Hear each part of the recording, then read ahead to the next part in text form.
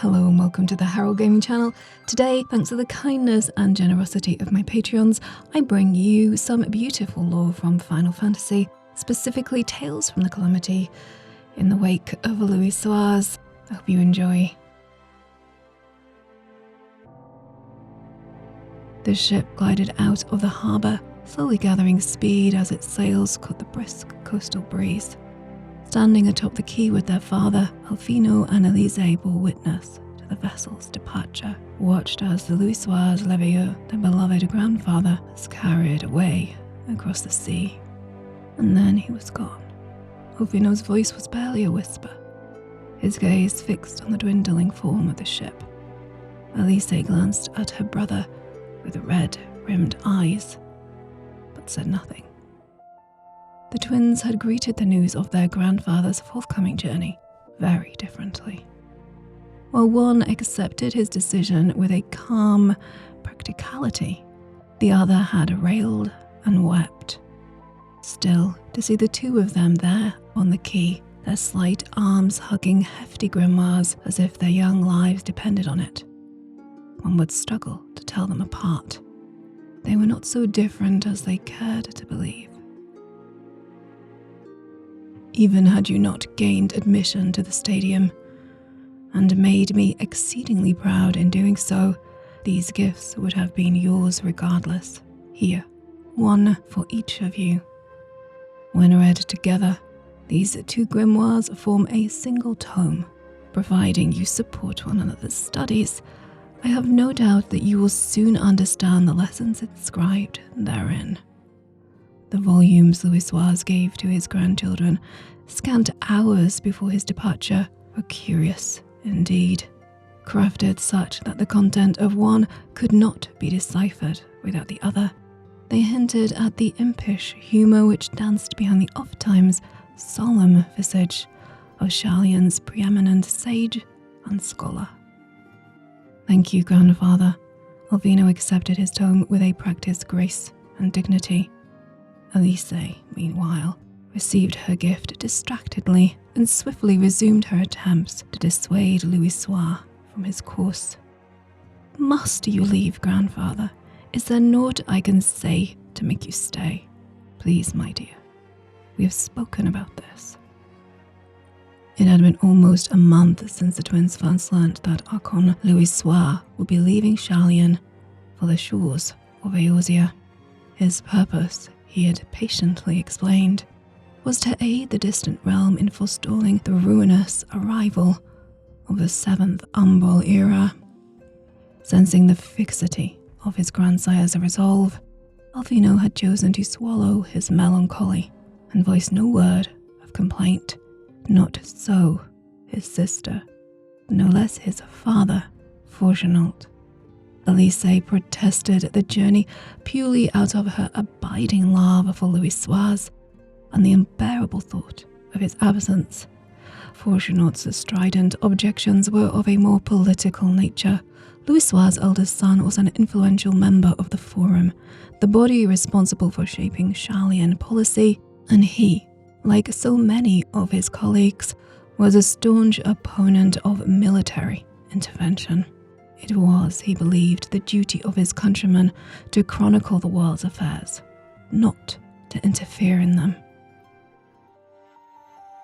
When the steel-clad walls of the Garlean Empire descended upon Alamigo, it was Forgenault and his fellows who attempted to parley a peace. In the bitter wake of the failed negotiations, however, they saw no recourse but to forestall the colony they had built within the borders of the war-threatened realm. Following 5 years of elaborate and painstaking preparations, the plan to evacuate the settlement's entire population to the northern archipelago of their homeland was put into motion. In the year 1562 of the 6th Astral Era, the city of Sharlayan, a renowned centre of learning situated in the Dravanian lowlands, became an uninhabited shell in the space of a single night. The twins knew they had themselves taken part in this exodus, but could claim no recollection of the momentous event, being less than 1 summer old at the time. War is the favoured recourse of the uncivilized and the ignorant father, began Fortunat, seeking to launch his own tote upon the heels of his daughter's plea. The wise adjure it. As Sharlayans, it is our task to observe, to chart the course of history, not to change it. Civilization will not be advanced through petty conflict, but by the passing of recorded knowledge from generation to generation. My mind will not be changed, Fortunat, Louisoix responded wearily. They had had this conversation almost word for word, perhaps a dozen times in as many days. To ignore the plight of those one might conceivably save is not wisdom. It is indolence. And such a passive stance will not, I fear, take us upon the path to progress. That you would spare these younglings the horrors of war is a decision with which I am in full agreement. Thus do I refrain from exhorting you or any other to return to Eorzea at my side. We must all protect that which we hold most dear in the manner of our own choosing. And so the discussion ended as it always did, with neither willing to deviate from the script of their oft-rehearsed play. Alphinaud and Alisaie, it must be said, were children of exceptional intelligence. So advanced were they in their studies of etheric theory and other esoteric subjects that both gained acceptance to the stadium at the tender age of 11. Thus it was the sharp-minded Alphinaud, whilst able to recognize the logic of his father's argument, could also see that his grandfather's cause was just. That the boy remained silent then stemmed not from simple stoicism, but from the keen sense of his own inadequacy, realization that his unpolished skills would prove more a hindrance than a help to Louisoix's endeavors. Though no less bright, Alisaie eschewed her brother's effective maturity and gave vent to her discontent, inwardly cursing Alphinaud all the while for his mute acceptance of their grandfather's decision.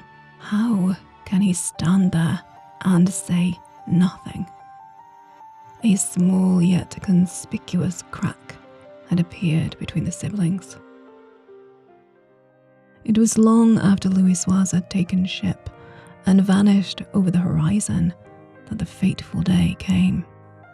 Alphinaud and Alisaie were crowded into the stadium's observatory, along with their professors and a throng of fellow students.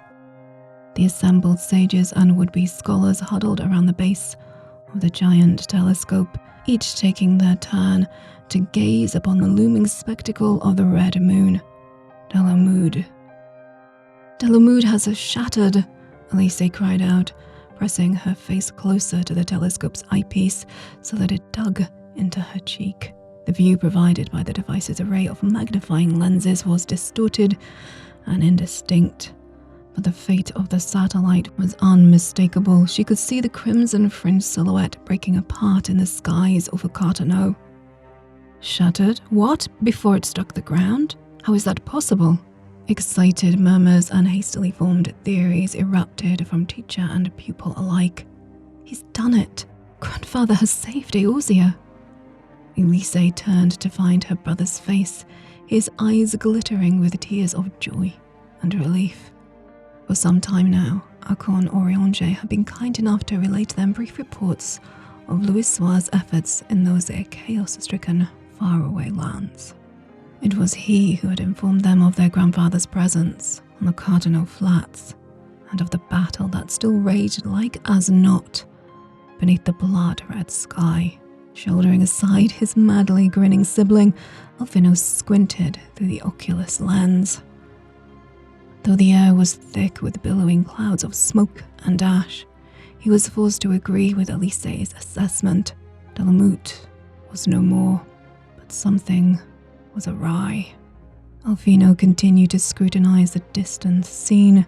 The red moon's blood glow had been replaced by an equally unsettling incandescent rain, as if the heavens themselves were weeping tears of light, terribly awry. Dalmud's spectacular demise gave rise to a tidal wave of etheric energy, which rendered link shells all but useless for a period of many days. During this time, the Leveilleur siblings were left to stew upon the wonders they had viewed from afar. Then, after weeks without word, a letter from Orianger arrived.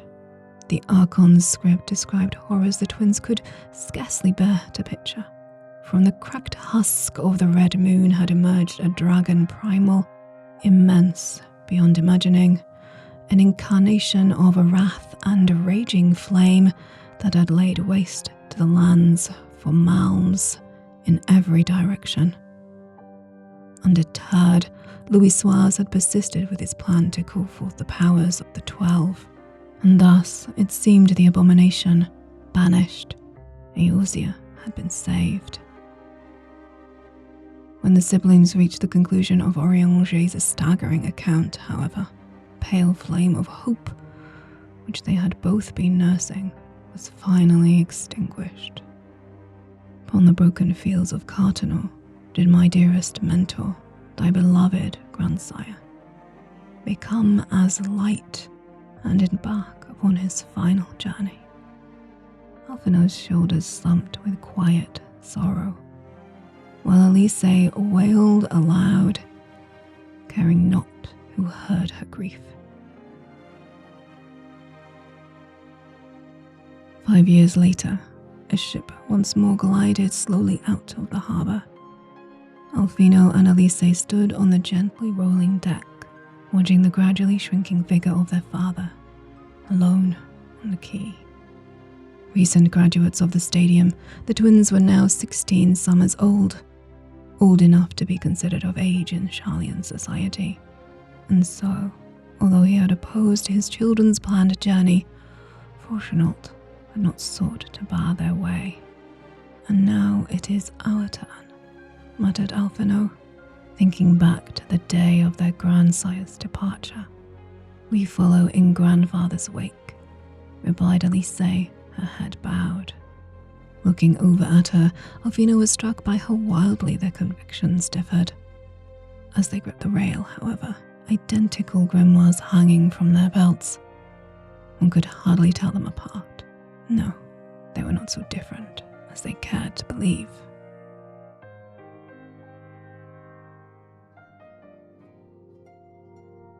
I hope you enjoyed my reading of In Louisoix's Wake from the Chronicles of Light, beautiful and illustrated tome, published by Square Enix and available on their store. This is not sponsored, but I highly recommend it. There are some beautiful stories herein.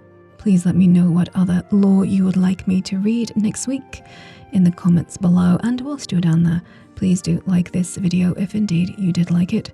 Share it if the spirits move you. Subscribe and ring that bell if you think I have earned it. And do please show some love to Cody, Kildare, Jason Venter, Jolly Joestar, Dark Griever, Cub, Molini, and all my wonderful, fantabulous Patreons, without whom I would be unable to dedicate the time and resources I do to my content creation. I can never thank them all enough. If you would like to join them to keep this one-woman show up and running, there are links below.